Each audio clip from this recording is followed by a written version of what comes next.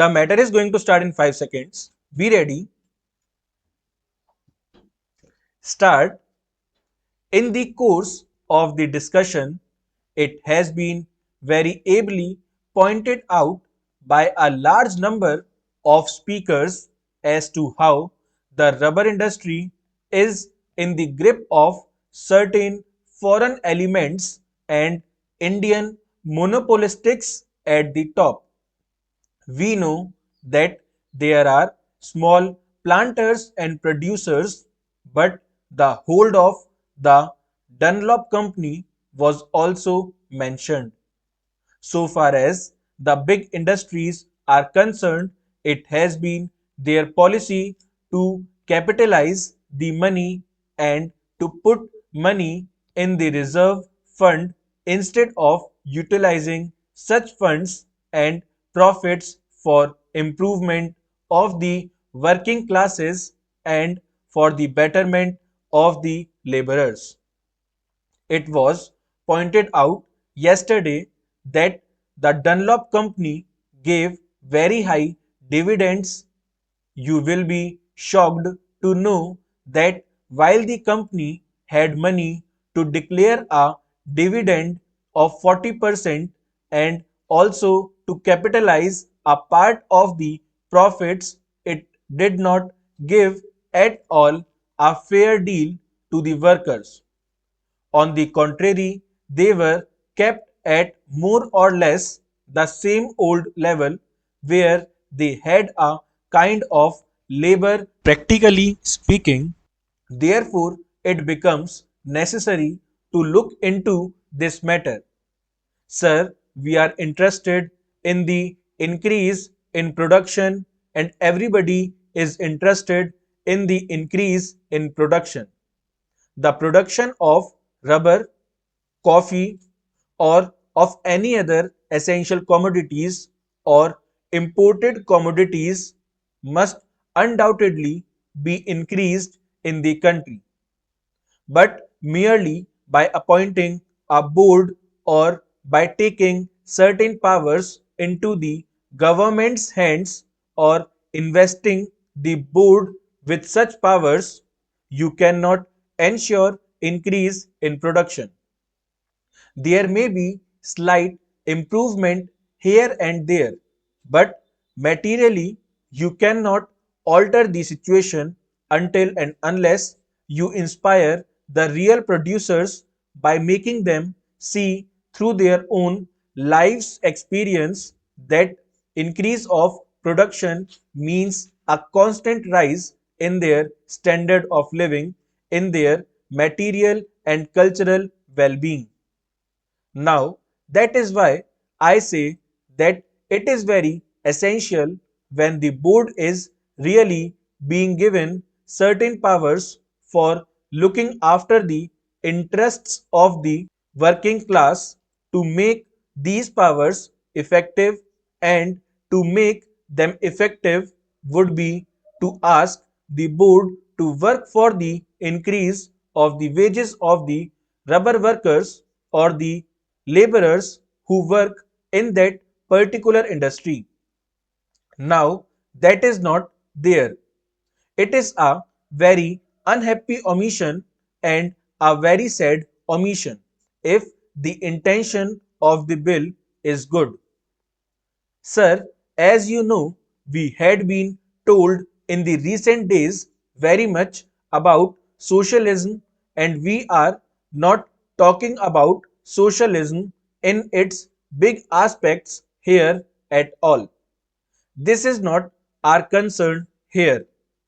But if you at all really have such feelings, if you think that socialism is something which one has to swear by, even though the ideas of socialism were first propagated 1 century ago, then give some expression to it.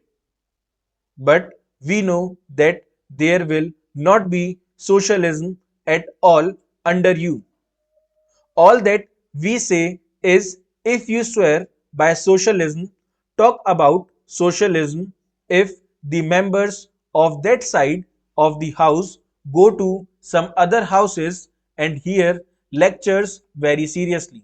They should come here and tell us that they are also going to increase the wages of the workers. When such measures are brought up, such occasions are good occasions for them to begin to cultivate this thing, because you have yet to learn the ABC of socialism first, and you cannot write a book or a poem or an article straight away, and we do not expect you to do it either. But if you are really sincere about what you are talking, you should try to learn the ABC, that is to say, begin with giving the workers a fair deal, giving them a living wage, and dealing with the workers here in this bill. You should make provisions for them. I do not suggest to the minister that in this bill there should be provision that so much wages shall be given to the rubber plantation worker, or fix a scale and all that sort of thing. All that I have promised in this amendment is that the board should be given that reorientation of outlook, should be given the direction that the wages have to be increased and that they have to consciously work for it. That is all I demand in this amendment. Sir, we do not like that our workers should be exploited by the people, and he will not deny, because it has been pointed out from that side of the house also that huge profits are being amassed. They cannot spend the money. The British who are earning out of this industry cannot spend the money with all their luxury and extravagance. They cannot spend that money here in this country. They send this money abroad. Even then, they retain some money in their hands. They would rather keep them in banks idle than give this money to the workers for bettering their lot, for improving their conditions, which determines in the final analysis whether the production of the country would go up or not.